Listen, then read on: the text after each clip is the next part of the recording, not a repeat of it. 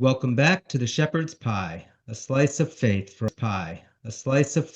our messy lives. I'm Tony Kolenc, the author of inspirational fiction for teens and adults, as well as a legal columnist for Practical Homeschooling magazine and a professor at Ave Maria School of Law. You can find out more about me and my writing at my website, antonykolenc.com. There you're going to find links to my six-book medieval series for teens called The Harwood Mysteries, as well as my ongoing adult trilogy from Prison Press called the Incarnate series, which is a supernatural thriller. But today, I'll be speaking with Jesús Canchola Sánchez about returning to the faith from the LGBT lifestyle. My guest today is Jesús Canchola Sánchez, author of Escape from Natura Meta, which was published earlier this year. Jesús received the Hispanic Playwrights in Residence Award by Intar Theater, and he won the Pregones Theater Asuncion Playwrights Competition. He was a producer on a morning talk show that aired on Telemundo 47 in the tri-state area, and he's appeared on NBC's Late Night with Conan O'Brien and on stage in several theater productions. Before his return to the Christian faith, a feature film both that were LGBT-based stories, and we'll be hearing about Jesus's journey back to faith during today's show. Jesus, welcome to the Shepherd's Pie. Thank you for having me on, Tony. It's a pleasure to be here. So maybe could you share with our listeners a little bit about who you are and what your own journey has been leading up to this novel? Yes, definitely. I started off my faith journey being born into Catholic faith. And at the age of around 13 or 14, I decided to stop going to confirmation class, which is one of the sacraments, right? And my mother didn't find out that I wasn't going days when she was told that I couldn't be confirmed because I wasn't going to class. And she had one of those like disappointed conversations with me, you know. That's like a journey that began in my rebellion against the faith and also the exploration of my writing into different kinds of themes. I think I really went into this very secular space of exploration, and really far left ideologies. I was involved with communist groups. I was invited as a youth to Cuba when I was 18, 19. I went to very liberal arts school, which opened me up to a whole set of ideologies. And my creative work, I started to explore a lot of these similar themes in the work that I was doing. You mentioned kind of the playwriting work that I was doing, and I was really exploring gender identities. I was exploring anything that wasn't Christian, basically. I was figuring out Buddhism and Hindu structure, and all of these things were taking me further and further away from the faith. I was also at that time identifying myself as a gay man. I lived for much of my adult life as an openly gay man, and it took me to New York City, where I ended for much of my adult life as an openly gay man.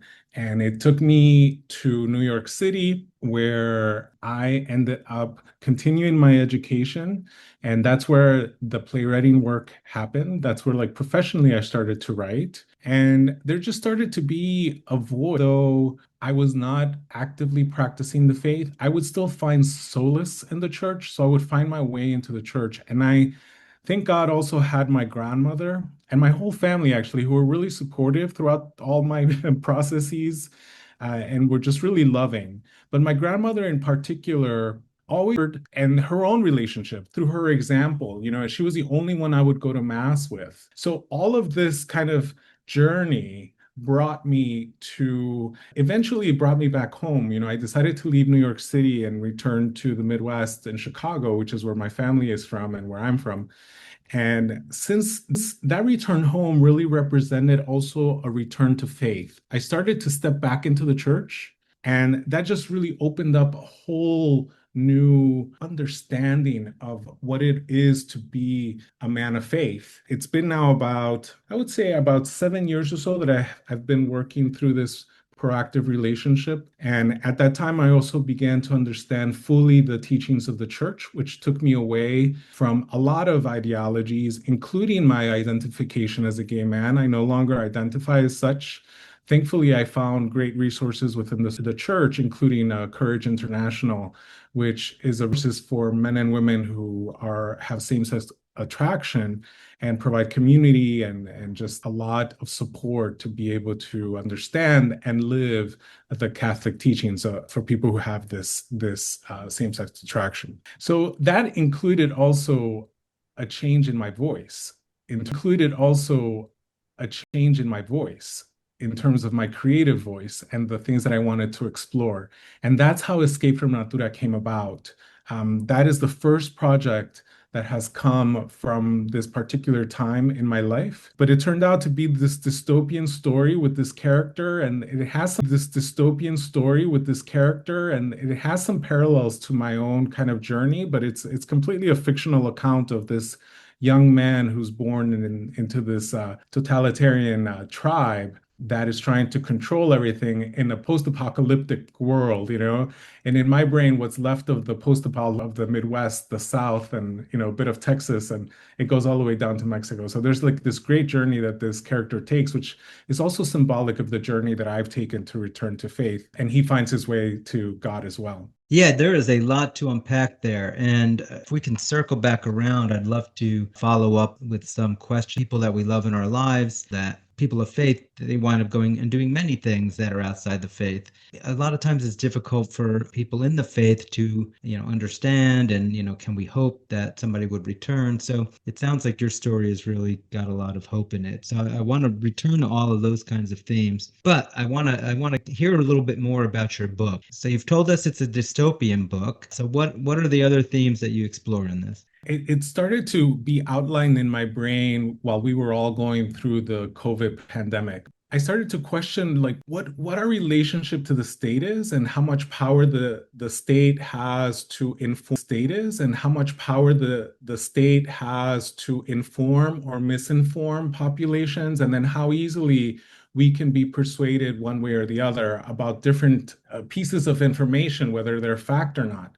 And that's how the tribe Natura Meta was born. I kind of figured in this totalitarian kind of tribe that is taken everything faith, everything outside of what they deem scientific and human ethics out of their system of governance. I wonder, like, what if I had been born in this state? Like, what would I be like? And that's how the character Gabriel came about. A boy to a man, right? He's going through that journey, and all he knows is this tribe. But at the same time, he has these visits, these dreams of an ancestor that gives him an alternative, that gives him different ideas and tells him more about where he actually comes from. It's a grandmother character, which is connected to my own personal story, right? And she begins to talk to him about God, and he's never been exposed to God. He doesn't know anything about that, right? The church is a foreign concept to him, but she begins to really instill in him that root, that she is a Christian. He comes from her as well. They're connected not just by DNA, but also by spirituality and faith. And so he begins to open his heart to that and begins to explore it, which means that he has to escape his tribe because he's transitioned into a female, because they have a quota system in his tribe. So before that happens, he ends up escaping his tribe, and then he ends up going on this journey, discovering different tribes that teach him about manhood, that teach him that there are oral traditions, that even though there are tribes that are trying to take information, in this case, it's Christianity, right? And he ends up continue on his mission, which is taking him further south to his root home of Mexico, where his grandmother's like, that's where you can find the Bible. That's the mission. He has to find the Bible. And you take that journey with him and you see how he interacts with these different, you take that journey with him and you see how he interacts with these different people, this different sets of information that he has, and how he ends up becoming a man, ultimately a Christian man. Wow. You've got some interesting things in there, like the forced transitions and that kind of thing. So you're taking on some pretty controversial topics, and do you kind of feel like you're going where angels fear to tread? And have you kind of had some sort of feedback? I'm speaking directly from my own experience and the bubbles that I have been a part of. I'm speaking from that place, but also adding flavor. So I am adding drama to it. I am adding color to it.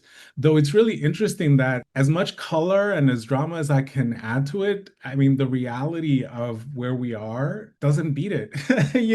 I think there's some of us that are exposed to certain dystopian settings today, that we wonder. It's like, whoa, I had no clue that was a reality, and the transgender movement in particular, kind of. So I think these are all universal aspects that I think they're all relatable, whether you live them yourself or you're just part of a community that is exposed to them. To me, none of or you're just part of a community that is exposed to them. To me, none of this seems extreme because I think we're living it all. So the feedback has been really positive thus far. What has been a shift after building a fan base or a kind of a set of work that I had as a playwright, as you mentioned, a very specific niche, exploring gender, exploring LGBT ideologies within my work.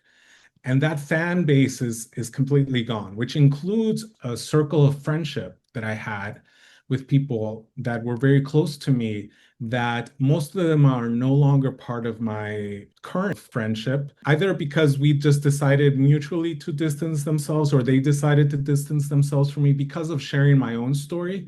It can be really triggering for folks, especially if they identify as gay or transgender, because in some way I'm no longer part of that. I'm no longer. So it just causes a level of clash, and it's a challenge. There's no kind of guidebook that tells you how to manage those relationships when you step away from a very specific community like that. So it's something that I've been navigating. I think that's the one kind of challenge that I'm still currently going through. I think it's also been instructive. But I've made a very clear choice, and I'm choosing the Lord, and I'm choosing the relationship with the Lord above anything. And this is the right path that I need to be on. So it's worth it, and it's a blessing. I see it as a blessing. Absolutely. And strong feelings on all sides of these kinds of issues. And nowadays, as we've, really become more polarized in society, I'm sure that the community that you were referring to, views this as a betrayal to that community. There's probably a lot of anger. I can only imagine. How have you sort of personally navigated that? I mean, or has it not been as bad? It has been painful, to be honest. The conversations have been kind, and there hasn't been kind of a mean girl attitude or anything like that, like towards me directly that I have experienced. Because these are people I'm talking about that I have experienced.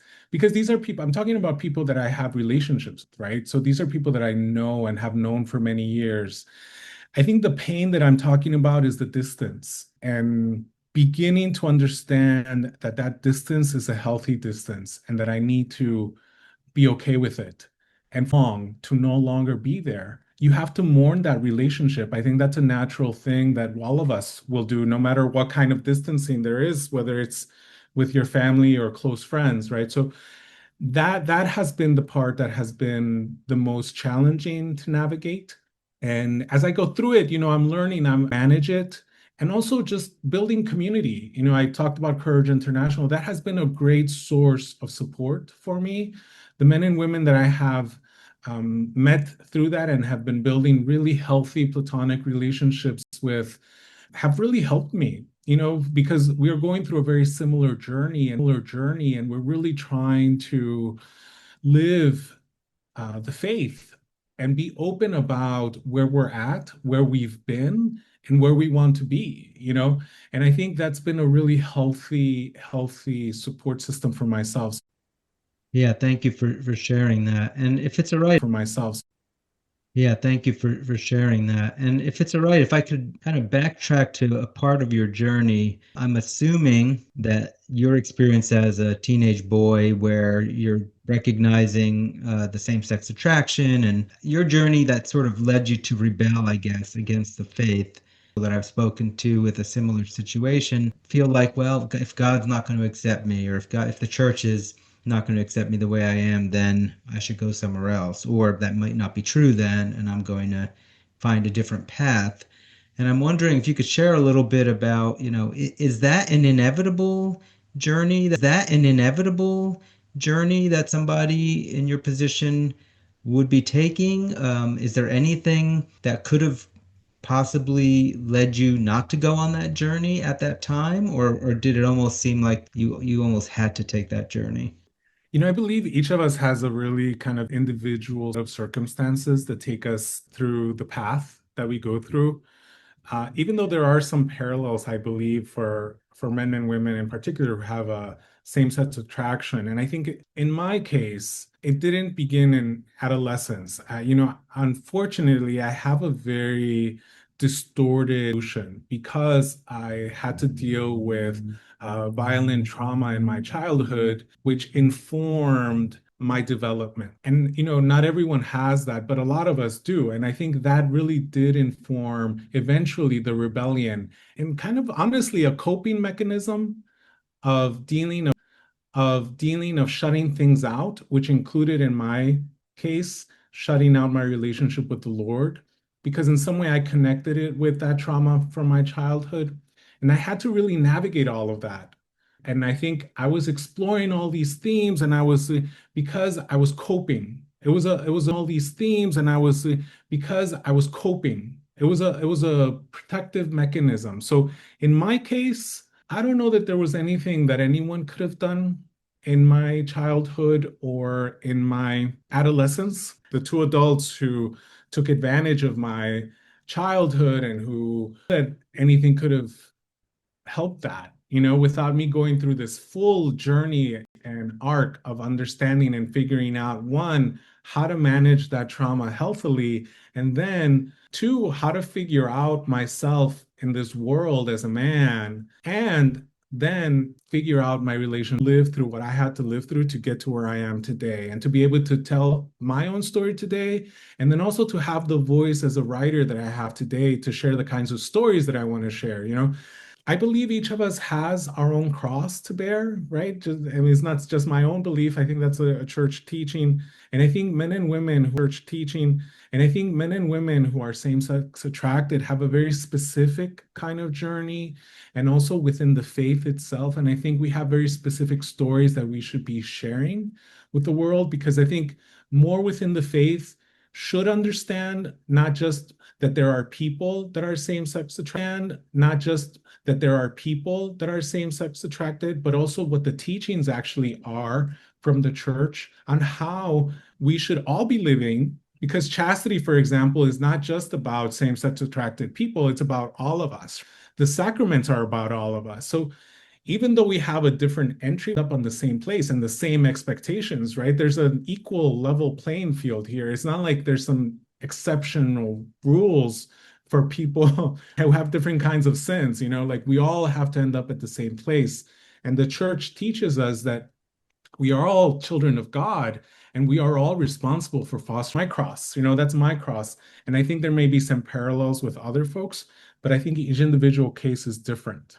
Yeah, and you mentioned, each of us having to carry a cross. And one of the things that I've wondered about, and it seems to me that like the same-sex attraction would be a cross from the Christian point of view, be a cross. And one of the things that I've wondered about, and it seems to me that like the same-sex attraction would be a cross from the Christian point of view, because people who are struggling with that would have to overcome this. And unlike maybe a chaste heterosexual person who could then enter into that option. And so that's an extra cross for us that we'd never be able, we have to stay celibate our entire lives in order to carry this cross. And I feel that that is a heavy cross for somebody to have to bear.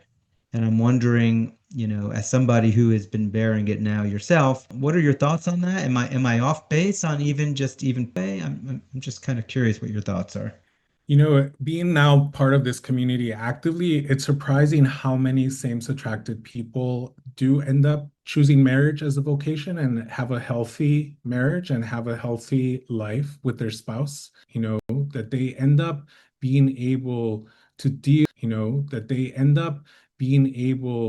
deal with their cross and move forward, right? And build a life. I think for many, being a single celibate, that's the option, right? And that's where you end up going. And it's not easy. I don't think any road is easy. I mean, if you're a married man or a married woman, so being a celibate single, it's like you're in a relationship with the Lord, right? So that I can't imagine that being easy. For those of us like myself that are still figuring out vocation, for example, I mean, I'm going to be totally open here. Like I've started dating women again the last few years, build and have like a healthy perspective on that, and just having that as an option to see if that is where I need to go, if that's where the Lord is calling me, or if I am being called to singlehood or maybe religious life of some sort or missionary work, right? Like I'm in the middle of that. And I think all of us, are kind of in that are in that discernment space. We just have to be open to the experiences that the Lord is allowing us to live to take us there. And I think any woman, in my case, who is open to having a relationship with me will have to be open to a relationship with someone that, that is broken and very specific ways of brokenness, and that I would have to be totally honest and open, right? So if that ends up being the path that the Lord wants for me, I am totally open to that, right?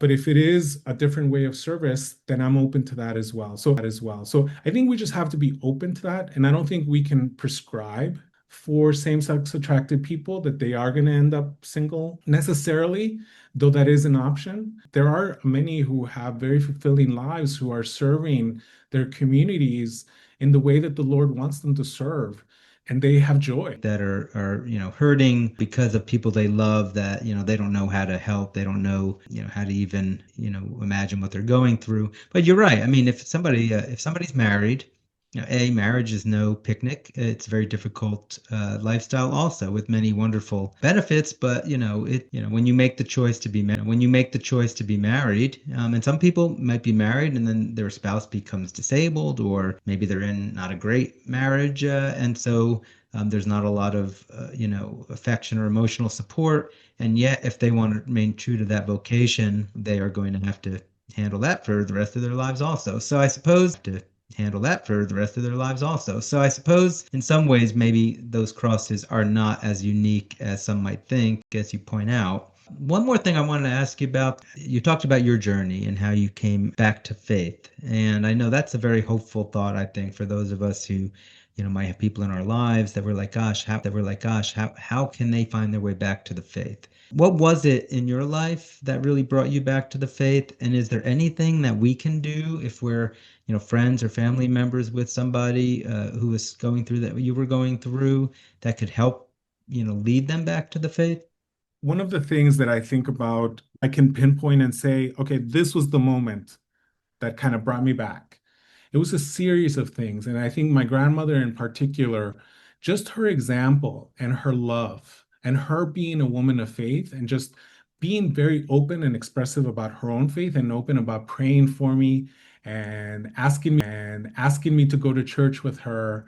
And even if I didn't want to go, out of respect for her, I went, and she prayed for me. My family prayed for me. And I think the best advice that I can give to someone who has a loved one that is currently identifying as gay or transgender, and that they are part of their lives, is to love them. Love them.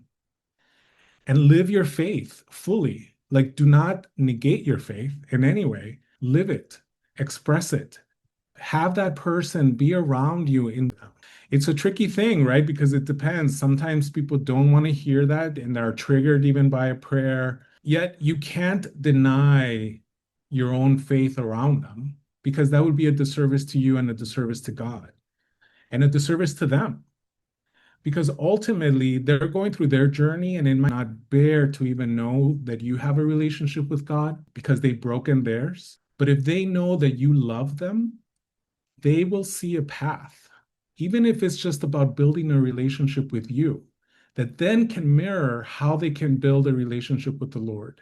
And I think that's what happened between me and my grandmother, relationship with the Lord. And I think that's what happened between me and my grandmother. She really just fostered that love that she had for me and that I had for her in a very healthy way.